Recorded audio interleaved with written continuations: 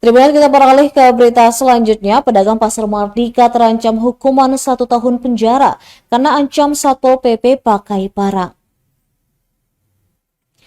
Salah seorang pedagang di Pasar Mardika, Laima, harus berurusan dengan hukum. Pasalnya, saat penertiban pedagang yang berjualan di badan jalan oleh Satpol PP, Laima melakukan perlawanan hingga mengancam Satpol PP menggunakan senjata tajam.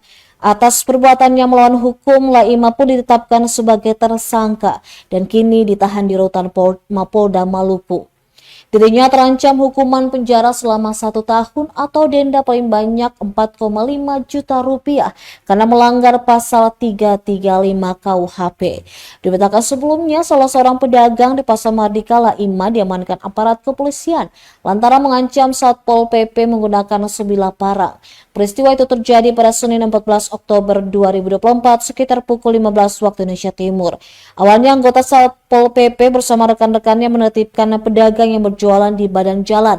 Laima yang berada di lokasi kejadian menolak penertiban tersebut, bahkan melakukan perlawanan. Seketika Laima pergi mengambil sebilah parang, kemudian berjalan menuju korban.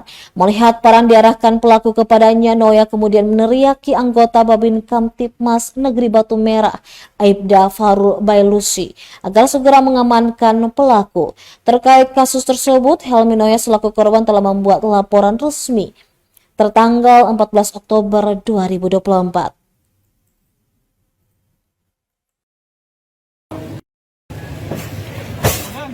Oke, lanjut Pak Jun, beta di sini ya. Download Tribun X sekarang, menghadirkan lokal menjadi Indonesia.